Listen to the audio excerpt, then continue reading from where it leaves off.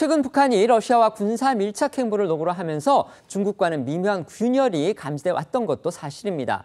이런 와중에 중국 정부가 최근 중국 여자 프로농구에 진출했던 북한 선수를 본국으로 아주 조기에 돌려보냈다고 합니다. 그것과 관련해서 대북 제재, 이걸 언급을 해서 이례적이라는 평가가 또 나오고 있습니다. 네, 북한 여자 농구 대표팀 소속으로 센터 포지션 맡고 있는 박진아 선수가 지난 6월 중국 여자 프로 농구팀에 입단해서 이 소속팀의 컵대회 준우승에 일조하는 등 큰 활약을 보여왔지만 입단 한 달 만에 돌연 북한으로 귀국한 걸로 알려졌는데요. 미국의 소리 보도에 따르면 미국 주재 중국 대사관 측에서 이 박진아 선수 조기 귀국 이유에 대해 자세한 사항은 알지 못한다면서도 또 중국 정부는 원칙적으로 북한에 대한 관련 유엔 안보리 결의를 항상 완전하고 엄격하게 이행해 왔다라고 답한 걸로 전해졌습니다. 중국 정부는 안보리 상임 이사국으로서 대북 제재 의무를 이행하고 있다라고 강조를 해왔지만 최근 북한과의 이상 기류를 드러내는 상황에서 관련 사안에 중국의 제재 이행 원칙을 강조한 건 처음인데요. 때문에 이례적이다 이런 말이 나오고 있습니다.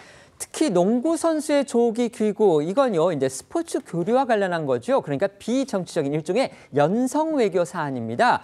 그래서인지 이 대북 제재를 언급한 발언 더 간단치 않고 의미가 있어 보인다, 이런 평가가 나오고 있는 겁니다.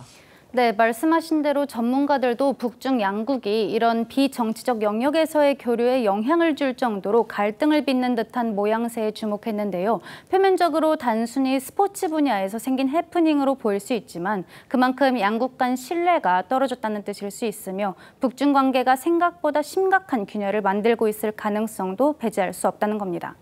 한 전문가는 상징성 있는 스포츠 스타를 돌려보냄으로써 대외적으로 대북 제재 이행국이라는 이미지를 강조하고 북한에는 불만을 표시하는 의도일 수 있다고 해당 발언을 해석했습니다.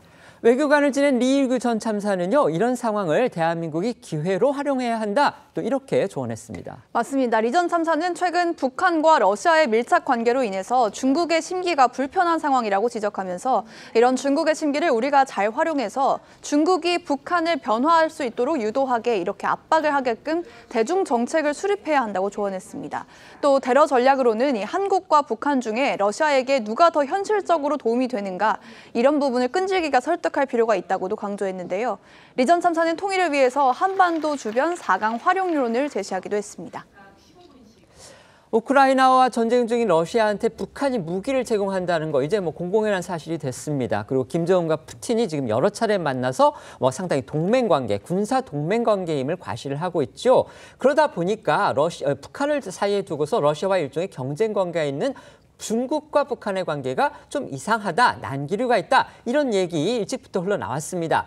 그런 상황에서 최근에 중국 여자 프로농구에 진출했던 북한 선수를 중국 당국이 조기에 귀국시킨 것으로 그렇게 알려졌고요. 또 그걸 설명하면서 미국 주재 중국 대사관이 대북 제재, 이걸 언급을 했습니다. 이거 어떻게 봐야 될까요? 일단 중국이라는 나라이기는 하나 프로 농구 선수이지 않습니까? 그러면은 그 여자 선수가 프로 선수로서 받는 그러한 어떤 대우와 연봉, 대우와 연봉이 있을 텐데 그걸 그 여자 선수가 전부 가질 수는 없었을 당연하죠. 것입니다. 네. 그 과정에서 대북 제재와 관련한 심각한 위반이 있었다라고 좁게 해석할 수도 있고요. 또 하나는 안보리 제재 원칙을 그동안 준수했다라고 강조하는데 중국이야말로 안보리 제재의 구멍이라고 우리가 생각했던 그렇죠. 나라 네. 아닙니까?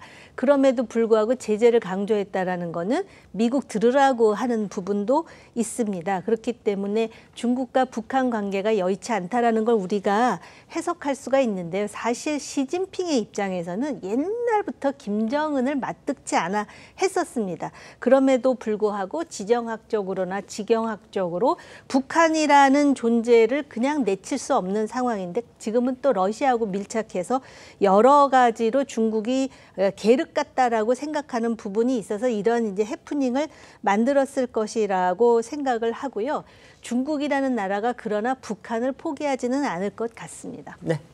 중국 입장에서 보면 북한은 입술 같은 존재잖아요. 네네. 입술이 없으면 이가 실이죠. 그러니까 굉장히 핵폭탄도 있고 이러니까 우리도 위험할 수 있지만 어쨌든 필요하다라고 생각하는 건 있는 것 같습니다. 근데 2017년도에 이 제재가 들어갔잖아요. 근데 제가 2019년도에 중국 단동에 한번 가봤거든요. 네네. 다리가 있는데 그 다리에서 15톤에서 20톤 되는 트럭들이 엄청 들어가고요. 엄청 나옵니다. 그러니까요. 저는 그 과정을 통해서 결국 중국도 얻을 것 얻었을 것이고 줄 걸 줬을 거라고 봅니다. 그러면서 사실은 북한이 자기 생계를 좀 책임져 갔는데 최근 들어서 제가 2017년도부터 2023년 작년까지 한 8조 5천억 달러 정도의 이 무기를 지금 팔았다고 해요. 러시아에. 네. 그러니까 지난해만 5억 달러 이상 팔았다고 네, 하는데 네.